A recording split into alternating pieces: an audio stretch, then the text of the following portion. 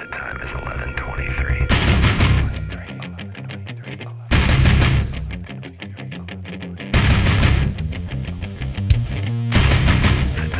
Hey, what's going on? This is a basement review from a guy who's probably not a qualified airgun reviewer, just a dude who likes to shoot air guns in his backyard and go out in the range in the woods and stuff like that. I bought this Evanix Max Air last year from Airgun Pro Shop. It's a great gun. I have some opinions about it, and I've been wanting to share them for a while, just in case anyone's thinking about buying this and let to know what they were getting into. So basically, here's the deal. It's a really good gun. It packs quite a punch for something that gets about, I'd say probably about 3 or 4 good mags out of it before it starts running out of juice. And that's really accurate. It's probably one of my more accurate air guns. It's loud, but it's a lot of fun to shoot. It's a 7-shot mag, and it's built really, really, really well. It's mostly metal.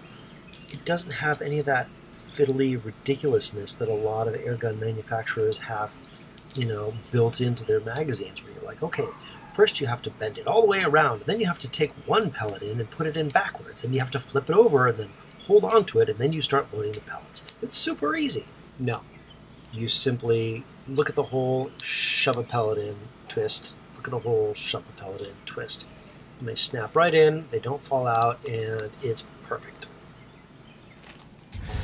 It's super solid, like nothing feels loose. Well, actually that's not true. The magazine cover is plastic. It's got a little bit of play in it, which I'm not super excited by, but whatever. It stops the air from like puffing me in the face. But you got to pull it back, and then you got to load a mag. So the one problem that I have with it is that, okay, I'm holding my gun, so now what other hand do I use to put the mag in? So you got to do something stupid like hold it up against your body and then stuff the mag in that way. So it's fiddly. I don't know how they could have done better, but there you have it.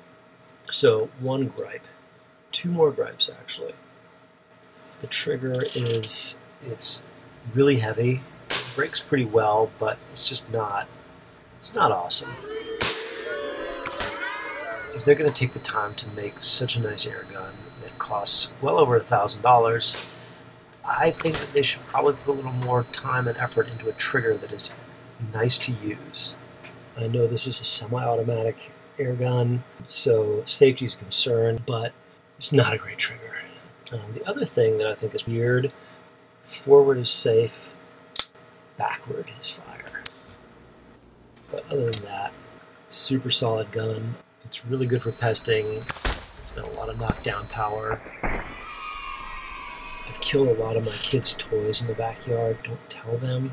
But if they leave something on the kitchen floor for too long and I tell them to pick it up and they don't, it ends up as target practice.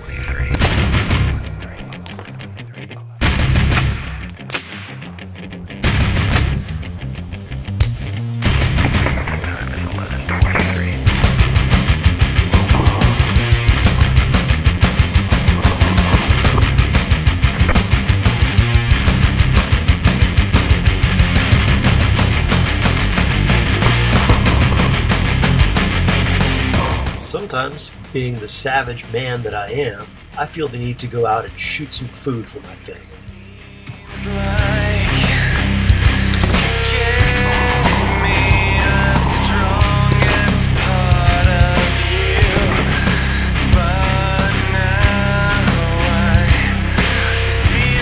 Savage.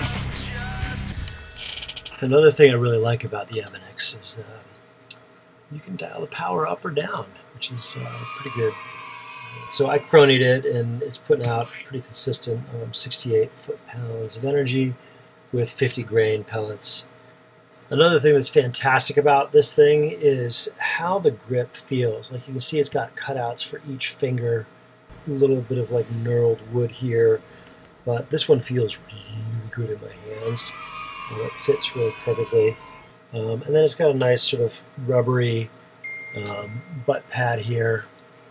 So I guess one of the things I'm going to do is research how to improve the trigger on this bad boy, because I really like the gun a lot.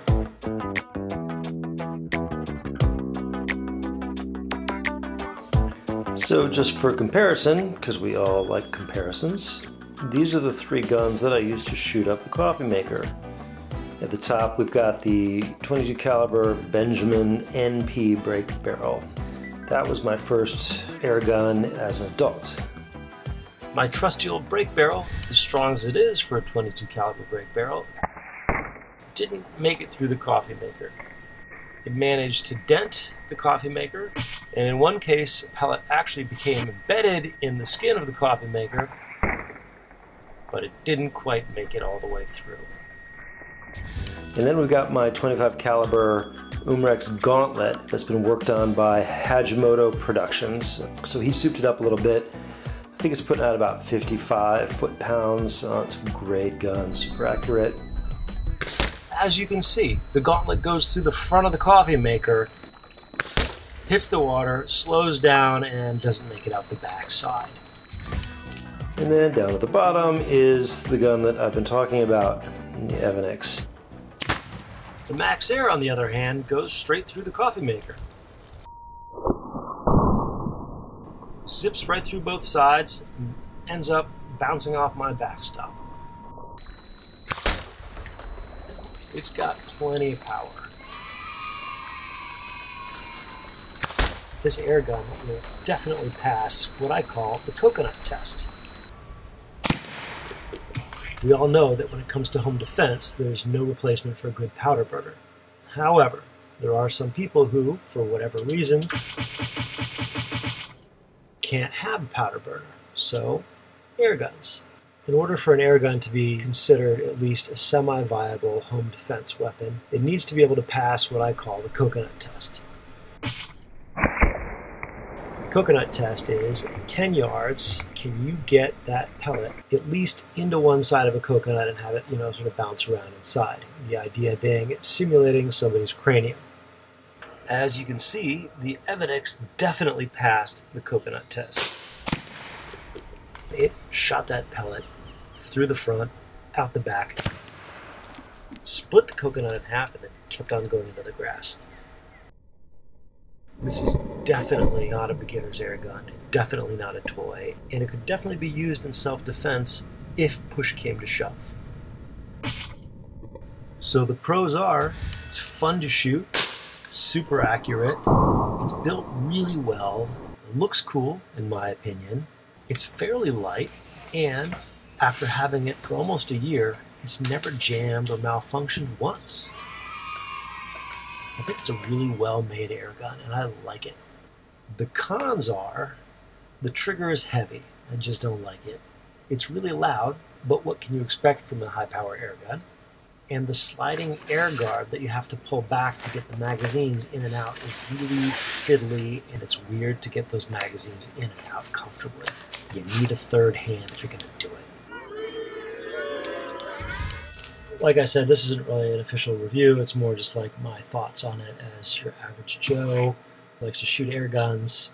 There's enough guys out there who have put this thing through its paces, like in terms of distance shooting and dialing in the accuracy and stuff like that. And so I'm not going to do that here because I'm a busy guy and I've got other things to do.